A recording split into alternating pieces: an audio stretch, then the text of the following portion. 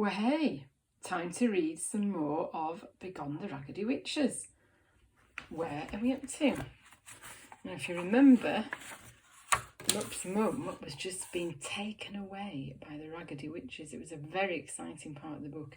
I'm going to enlist the help of a little friend to hold down the pages this week. So that's where we ended. Then Auntie pulled Mup away and there was nothing, just quiet and dark. Then there were colours. Mup swam towards the colours and they were Auntie. Her fuchsia pink cardigan, her lime green t-shirt, her blue eyes. Auntie was shaking her. Her voice was out of focus as if underwater, but her fear came through full blast. "Don't touch her! I told you! I said don't touch her!" Mup groaned. Auntie hugged her fiercely. "Don't touch her, Pearl. Okay? Don't touch your mum." "Okay, Auntie," Mup said. She was dazed, her voice muffled against Auntie's huge bosoms. "I won't." "What did you see?" whispered Auntie, sitting Mup upright. Mam was big and strong. She was like, Mup wanted to say, she was like a tidal wave. But at the kitchen door, Mam was still drifting helplessly in the witch's arms, and she looked nothing like a tidal wave. The witches floated out into the garden, guiding Mam across the luminous white of the frosty lawn. Auntie and Mup followed. The sound of the river in the next field seemed to pull the witches forward, reeling them in. Mam, her dark hair drifting upwards, her arms lifted slightly, her toes hovering inches above the ground, allowed them to carry her towards the belt of trees at the end of the garden. The witches ignored Auntie and Mup. Mam absorbed all of their attention, and they drifted around her, the billowing strips of their clothes, their waving fronds of hair now obscuring her, now revealing her as they moved into the shadow of the trees. "They're heading for the border," whispered Auntie. "They're taking her back." "Is the border here?" gasped Mup. "Next to the house?" Over the border was where Mam had been born. Mup had only ever heard it mentioned in hushed and fearful tones. She was stunned to discover that all this time it had been so close to home.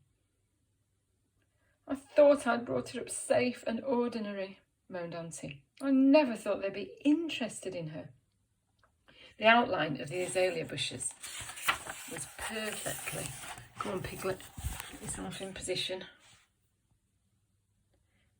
Was perfectly visible through her body now. Looking up into her face, Mup could see the night sky, all full of stars. "You're getting invisible again, Auntie." Auntie nodded and a tear slipped out and ran down her cheek. "I've lost. They're taking your mother." "Stop them!" cried Mup. She grabbed at Auntie, but her hand passed right through her. "Get angry, Auntie! Get angry at the witches! Don't let them take Mam to that terrible place." Auntie helplessly shook her head. "I'm not in charge here anymore." Terrified, Mup turned and shouted the first thing she could think of. "Mam, who'll change Tipper's bum if you're not here?" Mam paused. She bobbed about at the heart of the dark cloud of witches, not looking at anything in particular. But Mup thought she might be listening. "Who'll make our breakfast, Mam?" Mam's face remained expressionless, her hooded eyes glistening like ink.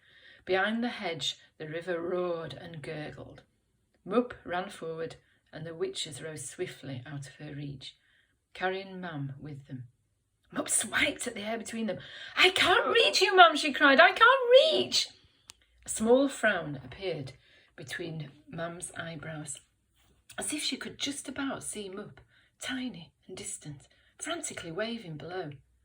But still she drifted upwards. 5 feet above the garden she floated. The leaves of the trees were a mottled backdrop to her remote face.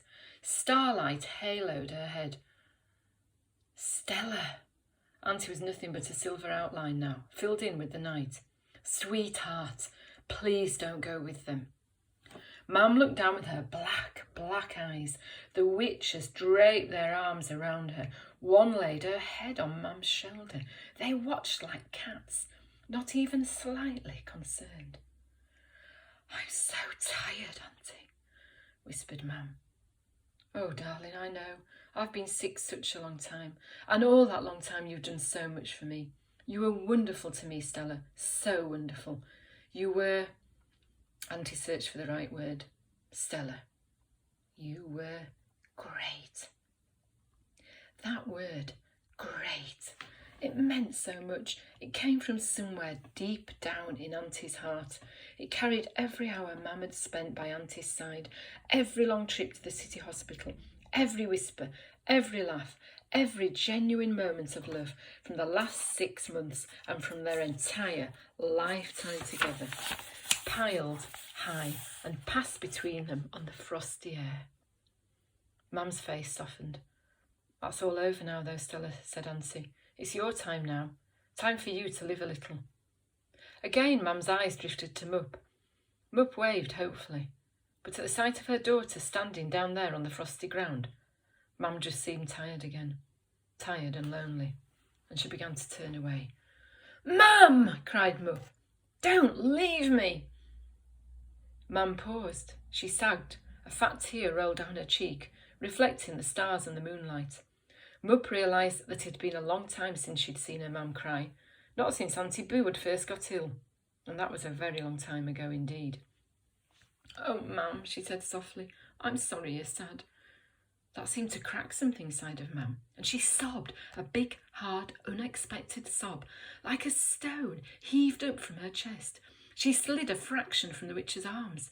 Mup stepped forward, reaching, but Auntie pushed her gently aside and took her place. Stay back, Pearl." Auntie took a deep breath and lightly grabbed Mum's foot. The witches didn't fight. Mum just slithered through their grasp, and they let her go with nothing more than a curious tilt of their heads. Mum folded gently into Auntie's arms, and together she and Auntie sank to their knees on the moonlit grass, where Mum wept, and Auntie cradled her. "Oh, she can't leave," said the tall witch with mild surprise. "How completely useless of her." "Yes, Magda," hissed Auntie. "You go back and tell the Queen that. Tell her there's nothing here for her to fear. Stella will never go back across the border." The witches were blending with the tree shadows now, drifting backwards on the sound of the river. "You can't make that promise, Duchess. Only the air herself gets to choose that." Auntie's arms tightened harder around Mum. "She chooses to stay here," she shouted. "Tell the Queen that. Her daughter chooses to stay here." "Yes," cried Mup. "My Mum's staying here." Magda gave one more half smile and turned away.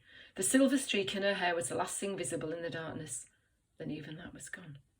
Something nudged Mup in the back, and her knees nearly buckled from the fright, but her hands were immediately warm as a great black head lumbered up under her arm, and a warm, wet nose snuffled her neck. She threaded her arms around Badger's deep chest and buried her face in his doggy-scented fur. The witches were gone, that was certain. There was no taint or tincture of them to the night, no trace of them in the light or shadow. Still Mup scanned the darkness, not ready yet to trust it. Cradled in Auntie's arms, her face wet with tears, Mum was also staring into the trees. "They're not offering you anything, Stella," said Auntie. "Believe me, it's a trap. Anyway, your life is here." Auntie closed her hand on Mum's wrist. "Your responsibilities are here." Auntie and Mum looked across to Mup.